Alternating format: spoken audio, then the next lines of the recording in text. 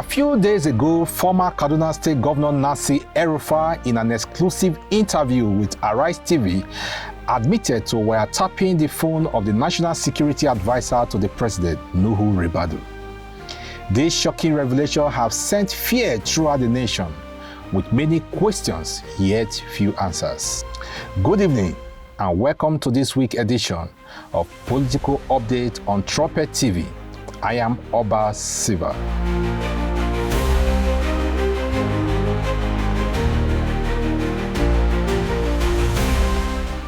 Tonight, we delve into the bullshit confession that is sending shockwave throughout Nigeria's political and security landscape.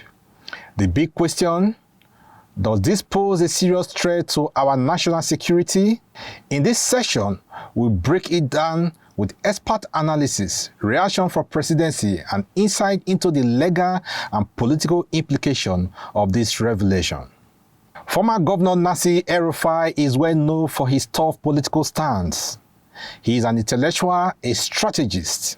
However, his open admittance to be associated with those who allegedly wiretapped the phone of the National Security Advisor have ruffled many feathers and has sparked nationwide debate. While many believe that he has the capacity to carry out such illegal action, others are of the opinion that he is merely stirring an honest nest to create distrust within the presidency and make the NSA look incompetent. Whichever case, tonight's analysis is focused on both the security implication and its legality.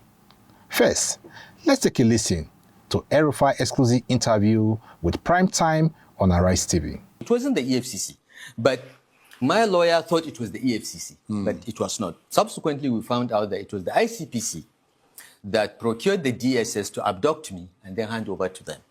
And this is a modus operandi of the ICPC that increasingly has become a personal tool of Nuhu Ribadu. Nuhu made the call and made the order that I must be in custody yesterday. How do you know he made the call? He made the call because we listened to their calls. The government thinks that they're the only ones that listen to calls, but we also have our ways. He made the call, he gave the order. And so you tapped his phone calls, did you? Someone tapped his phone and told me. Because that technically is illegal. I know, but the government does it all the time. They listen to our calls all the time without a court order. But someone tapped his phone and told us that he gave the order. So, but the EFCC, I think, has shown itself to be more professional in this particular instance. And on Monday, by the grace of God, I'll go and see them. Yesterday, around 5 p.m., the ICPC finally did the right thing, not the DSS that tried to abduct me, by bringing a letter to my house to say, we want to see you on Friday the 13th. My lawyer wrote back to say, guys, my client is not an idle person that has no program. He's just waiting for a letter from anyone. We've received your letter. We will, now that you've written an invitation, you've had the courage to write an invitation, we will honor the invitation. But on Monday, we are going to EFCC that has written before. So we'll go there. After the EFCC, we'll go to ICPC on Tuesday or Wednesday. I don't know what the lawyer has written, but you know this. So this is the current state of things. As far as we know. Okay. Well, let me just make clear that the Office of the National Security Advisor has a right of reply, because that is how we operate journalistic fairness. Absolutely. I listened to the NSA conversation, and I know it's illegal, but the government does it all the time. El-Rufai confessed, revealed that Nuhu Ribadu have allegedly ordered his arrest at Abuja Airport, according to conversation intercepted during the wiretapping. This isn't just an ethical lapse. Tapping the phone of a top security official could pose sensitive national secret, compromising ongoing operation, and weaken trust in our intelligence apparatus. To discuss the full implication, and joining us virtually, we have Barrister Dokan Afalko, a legal practitioner. Welcome, Mr. Dokan Afalko. Yeah, it's nice having me on your platform. Thank you so much for joining us. We have been discussing about the topic that's very dear to Nigerians. And it's about the allegation of the wiretapping involving the National Security Advisor, Nuhu Ribadu. which strike the very nerves of the security architecture of the country today. How serious do you think these allegations are if they are proven to be true? Well, for now, it's still an allegation, but like you said, if it's proven to be true, then it's very, very serious because the National Security Advisor's Office is a bridge between all the security agencies, the military, the police, the DSS, and whatever you have. And if there is anything that affects the National Security Advisor's Office, it's possible it can undermine the security of Nigeria. So, as a legal practitioner, what are the legal implications of the communication interception with National Security Advisor from the legal perspective? Well, the law frowns at it. You cannot tap into somebody's conversation without a lawful court order.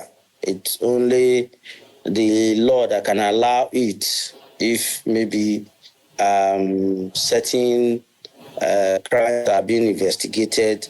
You have to court and get an order to allow you to do that. There are a lot of laws in Nigeria that if you do, they can use to hold you. The Cybercrime Prohibition Prevention Act is there. The Official Secrets Act is also there, and also the Data Protection Act is also there. So it's at the discretion of the legal authorities, the Attorney General's office, and the prosecuting agencies to decide which particular law they will charge him with.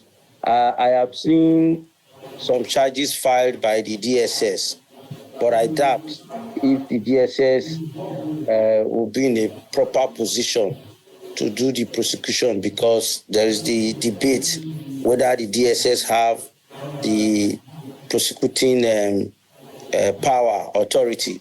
So I think that the Attorney General's office is more well positioned to take over such matters, and he can charge under any law. We have more than 2 to 3 laws under which he can be charged.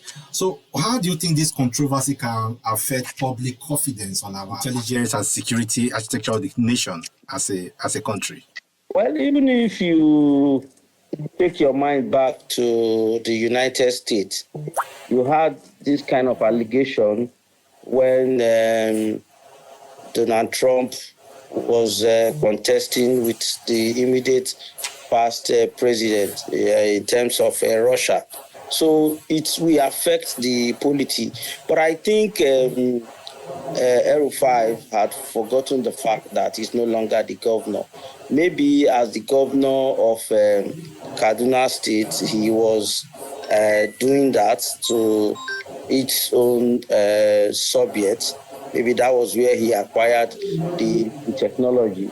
At that level of national security advisor, there are a lot of sensitive information which ought not to come to public, like this particular one now.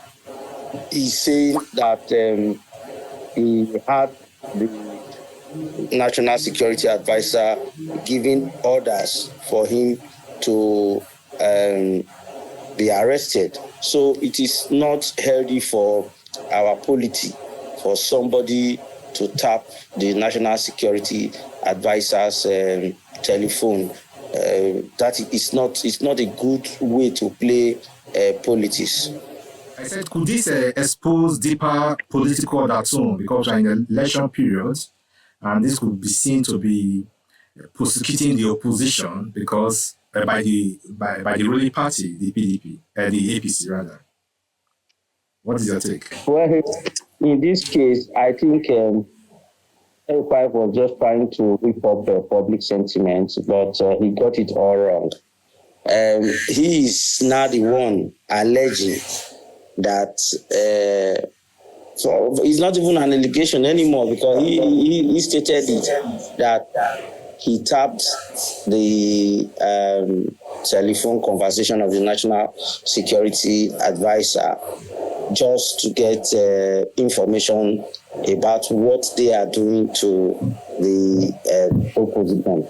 But I don't see him getting anything out of it, because from the comments from Nigeria so far, you could see that people are not happy with the comments. I just want to believe that it was just, he was just trying to play to the gallery. Okay. All right. So finally, what step do you think the federal government really need to take at this point in time to ensure a transparent investigation, not to compromise our security of the nation?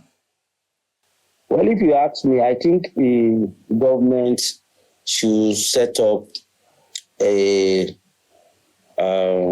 public board of inquiry to look into the whole issue. I don't just think the matter should just start first with the judiciary by going to court in order to win public confidence, because it's possible that he was just bluffing. Because if it is true that the National Security Advisor's telephone can easily be tapped like that, then it's going to compromise our security.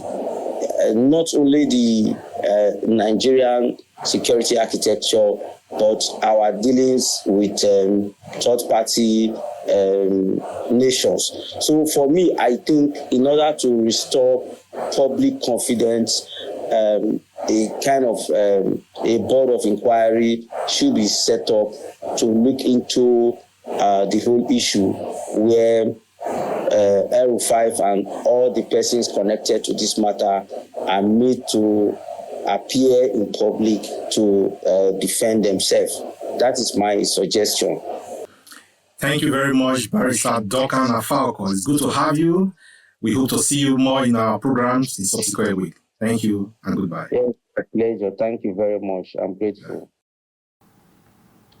While the federal government is set to array El-Rufai before the Federal High Court in Abuja over what it terms as allegation of unlawful interception of the phone communication of the National Security Advisor Nuhu Ribadu, the three count charges marked on FHCRO/99/2026 were filed in the name of the Federal Republic of Nigeria, with El-Rufai listed as the sole defendant.